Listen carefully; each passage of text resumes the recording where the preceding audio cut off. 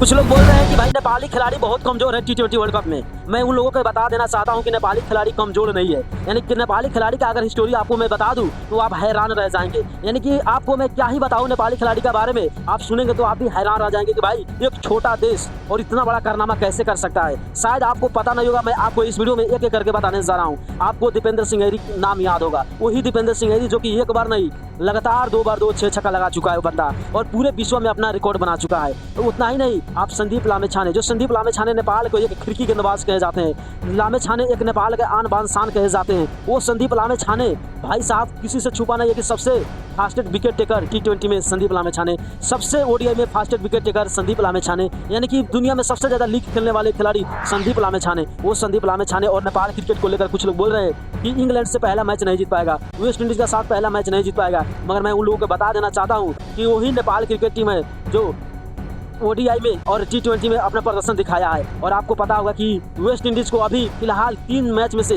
2 match लगातार हराकर series भी अपने नाम किया था। वही नेपाल के ये टीम धुरंधर गोरखाली या चाहे जो भी कहे, वही नेपाल के जो गोरखाली खिलाड़ी है सब इंडिया के वानखेड़े में स्टेडियम में जाएंगे, वहाँ पे एक अलग ही तबाही मचाएंगे। तो आपको क्या लगता है कि नेपाल क्रिकेट टीम को कमजोर समझना ये भूल है? आपका क्या राय, अपना राय जरूर कमेंट करें। अगर नए होंगे तो इस वीडियो को शेयर करें, चैनल को सब्सक्राइब करें और पेज को फॉलो करें।